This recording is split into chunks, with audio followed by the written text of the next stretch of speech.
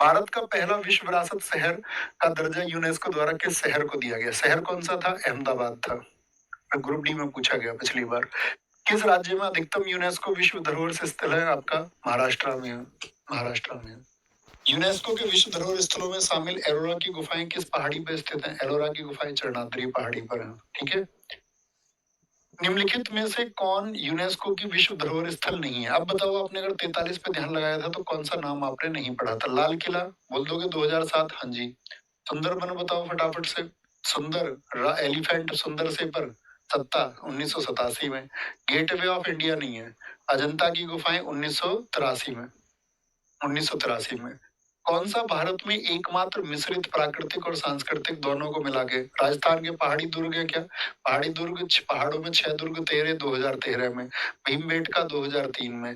केवला देव कहाँ पर बताया था? बताओ फटाफट से। केवल केवल से हमने याद कराया आपको। बोलो फटाफट से, आपको आंसर करना है।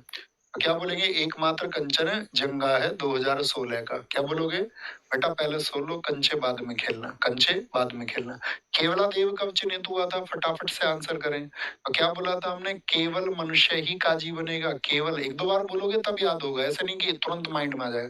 केवल काजी ही मनुष्य, काजीरंगा मानस, ये क्या है आपका? पिशाच नहीं बनेगा, यानी कि पिचास नहीं बनेगा। उसको हमने बोला था पिशाच बोलते थे ना, उसको हमने पिचास नाम कर दिया था पलट के। ठीक है, पिशाच को क्या कर दिया? 50, 85 से।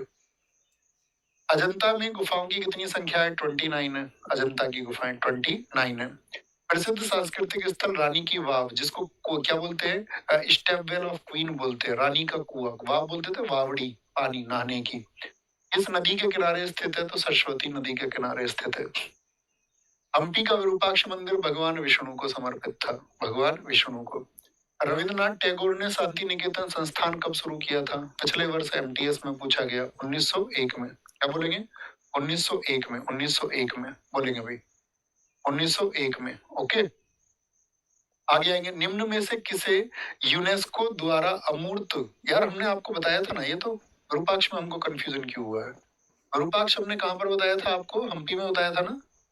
विरूपाक्ष हम्पी। हम अच्छा, 86, 1986 में हमको देखना पड़ेगा। शिव बताए थे, भगवान शिव होंगे ना। सॉरी, इस वाले क्वेश्चन में हमको डाउट था अभी। भगवान शिव होंगे इसमें।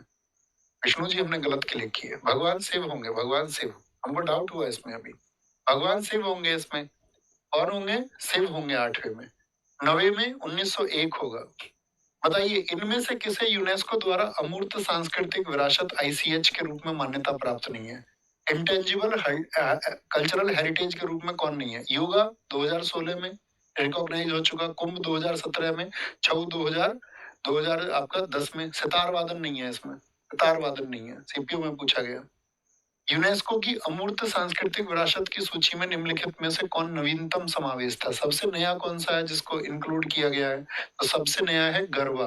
क्या बोलोगे? देखो, UPSC civil services exam prelims 2024 में पूछा गया, अभी रिसेंट में।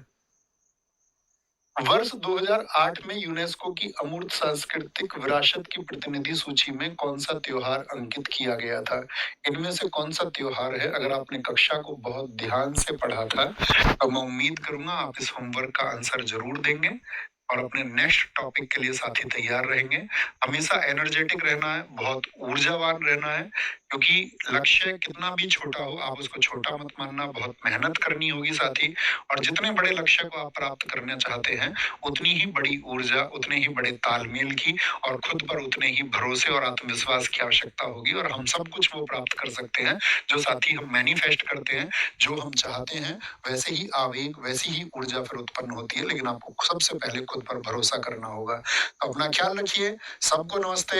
सबकी फैमिली में जितने भी बड़े बुजुर्ग हैं सबको नमस्ते। सबको मेरी तरफ से तुम सबसे आशीर्वाद ले लिया करो। उनके पैर छू करके बोल दिया करो कि भैया को भी आशीर्वाद दो, हम तो कामयाब हो, भैया भी और कामयाब हो। तो वो आशीर्वाद जब बहुत सारे होंगे तो हम बहुत कुछ उस ऊर्जा के साथ में कर पाएंगे। और ये सही बात है, बड़े बुजुर्गों का स्नेह और आशीर्वाद आपको जितना प्राप्त होगा आप उतना, और साथ में जितनी मेहनत और आप प्लानिंग के साथ में काम करोगे आप उतना आगे जाओगे, उतना चमकोगे। तो ख्याल रखिए। नमस्ते, जय हिंद, जय भारत, टेक केयर।